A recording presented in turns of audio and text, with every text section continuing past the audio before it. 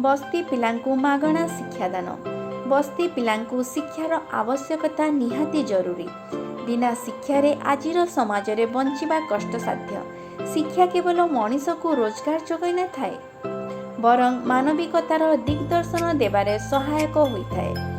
शिक्षार उपादेयता को प्राथेय करी सालिया बगीचा पड़ार प्रथम रु पंचम श्रेणी जाए पिलामानंकु मागणा शिक्षादान व्यवस्था करने फड़ार सुभाषिष सरकार नेतृत्व में रविवार सरस्वती मागणा शिक्षा केन्द्र शुभारंभ हो जाइछि।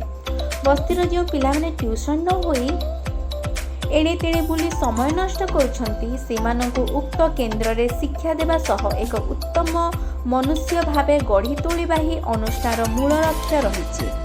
लायंस क्लब साधारण संपादक मनोज सिंघानिया, जिला सामाजिक समीक्षक आर्तप्राण शतपथी, सामाजिक कर्मी अश्विनी कुमार पाढ़ी, धर्मेन्द्र पट्टनायक, कलाकार कृष्णचंद्र बाग एवं किशोर जिला संयोजक आकाश विश्वकर्मा सम्मानित अतिथि भावे जोग देइथिले।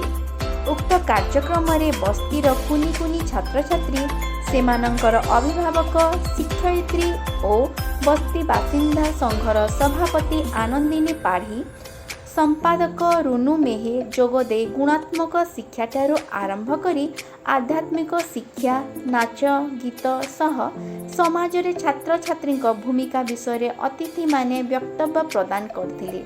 शेष रे अनुष्ठान सुभाष प्रधान धन्यवाद अर्पण करथिले।